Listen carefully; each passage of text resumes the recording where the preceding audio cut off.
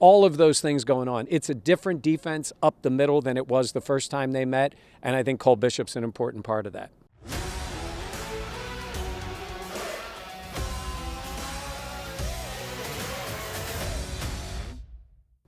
Welcome back to the Buffalo Plus YouTube channel. Mike Catalana. I am Jenna Cottrell. Dan Fates back in Western New York. Please be sure to like, comment, and subscribe. We are standing out front of Gillette Stadium here in Massachusetts ahead of a huge game. Bills-Patriots going on tomorrow. The 5 players to watch in this game. Mike, we know what's on the line. If the Patriots win tomorrow, that means they take the AFC East this season. So a lot of pride on the line for the Bills. I know for this Bills team, there's a lot of motivation that goes into that. So 5 players to watch. We're going to start with the one that we've talked about a lot this week. Christian Benford popping up on the injury report with that toe injury. Dane Jackson elevated from the practice squad, but Christian Benford, a guy to watch. He has made a big jump, really, in the last month. He has played so well for them. Player of the week. Could have won it for a second straight week. He's getting the ball in the end zone, too, which is always nice to see, and he has played so well. If he's not out there, that's a loss for this team. There is no question. I mean, he has been one of their best football players all year long. We'll see if he plays. And while this is a huge game, this is not the end of the season kind of game for the Bills. I think they're going to be in the playoffs, whether they still have the chance for the division title or not. I don't think they're going to put him at any risk. We'll see an hour and a half before the game. If Benford is not there, Max Hairston's going to get a lot of snaps against this Patriots team. He's the player to watch because we're watching to see if he plays. You know what I mean? And that could be a big loss for this Bills defense if he's not out there. But we'll have to see. You talk about Max Hairston, Trey White, Dane Jackson, like I mentioned earlier, activated from the practice squad. Let's talk more about the Bills secondary. Taran Johnson, another guy. Had kind of an up and down season, but tomorrow a big spot for him. Yeah, because he's going against Stephon Diggs in the slot. We know it. You know it. The Patriots know it. In the last game, it was Diggs who hurt the Bills greatly. 8 catches, 146 yards. He dominated the game. He celebrated going off the field in Orchard Park. Tomorrow he can celebrate a division title. I think he was such a key player for them in the first game. Now, you know this, Johnny. It's not like he's been great all year. He's had a couple of moments. He's had some good games, but he was really good against the Bills. It used to be Taran Johnson locked people up in the slot. That has not been the case. I think he's highly motivated in this one. Not that he wouldn't be, but he knows what happened in the first meeting. That is going to be an important thing because it's not like you can just drop somebody into the slot. It is a different type of defense to play. Taran Johnson's done it a million times. Let's see how he does tomorrow. It is really just a huge spot, though, because he has had some struggles this year in ways that we haven't expected. We mentioned the pride factor. I do think, Stephon Diggs had the best game by far of his Patriots career against the Bills earlier on this season. I think if you're Taran Johnson, you look at it and say, I know Diggs. I don't want that to happen again. Let's talk more. Cole Bishop. So earlier on in that Week 5 matchup, it was Cole Bishop and it was Taylor Rapp out there. Obviously, the safety position looks a little bit different now.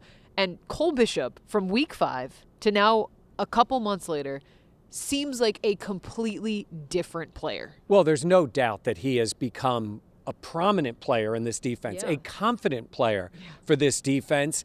And look, even when he was out of the game last week, when he went through cramps, you miss him greatly on the field.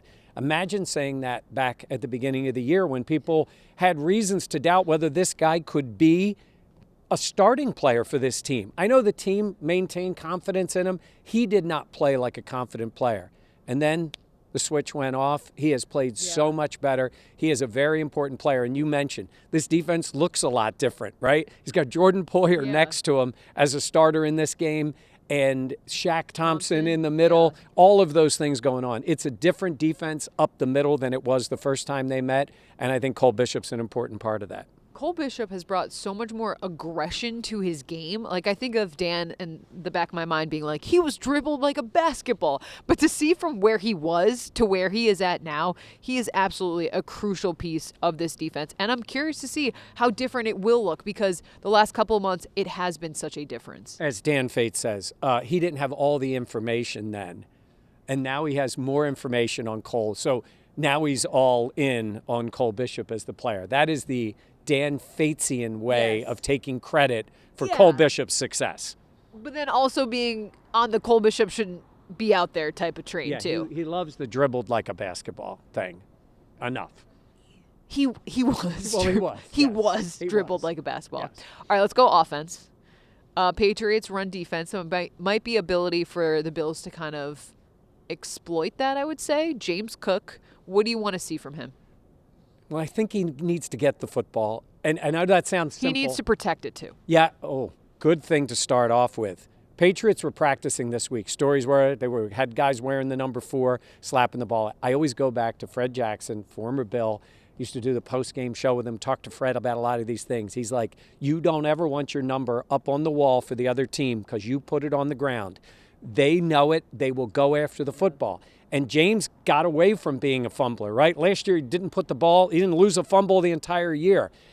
It's been a problem. 3 turnovers in the last couple of weeks for James Cook, and he cannot put the ball on the ground. But that doesn't mean you don't want to give him the football. Yeah. Get it to him a lot. Get him involved in the passing game. I think that's huge for this team. It's understandable why the Patriots would do that drill because James Cook has shown that he will put the ball on the ground.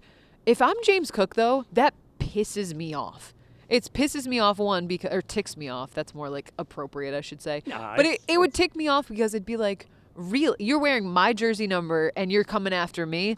I would want to make a statement if that is me. All right. Absolutely. Absolutely, you would want to do that. And he is such an important part for their offense that they're going to go after the football. That doesn't mean he's not still going to make plays.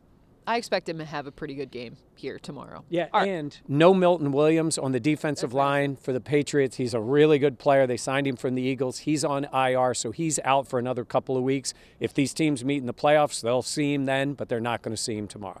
Last player, another guy on offense. Dalton Kincaid had a really nice game against the Patriots earlier on the season. Missed a couple games due to the injury. Came back last week. Had some nice catches last week as well. I expect him to be another focal point of this offense because he has shown that he has been playing at a higher level when out there this season. Absolutely. I mean, they got the ball to Dawson Knox a lot last week. Yeah. And yes, I know it was against the Bengals, who couldn't cover Jenna and me if we were playing tight end. Can you imagine that? If we were playing tight end for the Bills. But those guys took advantage of that. Wide receiver is not a position of strength on this team. Get the ball to the backs, get them to the tight ends. And I think both of them, new father Dawson Knox, could also really contribute to what they want to do offensively against the Patriots in this one. Kincaid, like you said, could be a key. I don't think he was 100% last week. Maybe another week later, he's feeling more like himself. Get him downfield a little bit, and maybe it opens things up for the rest. All right, and you know how Dan does the Uncle Dan's best bets? Auntie Jenna's best bet, Dawson Knox anytime touchdown. Got the new dad bump.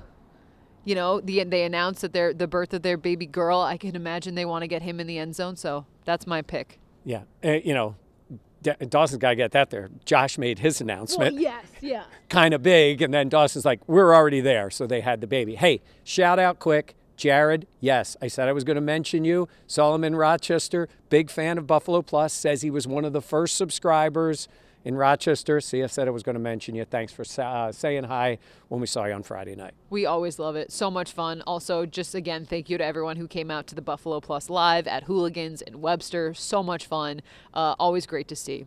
All right, that'll do it for us. Please be sure to like, comment, subscribe, and share. For Mike Catalana and Dan Fates, who's back in Rochester, I'm Jenna Cottrell. We'll catch you next time here. Reminder, you can find post-game coverage on the Buffalo Plus channel. Thanks for watching.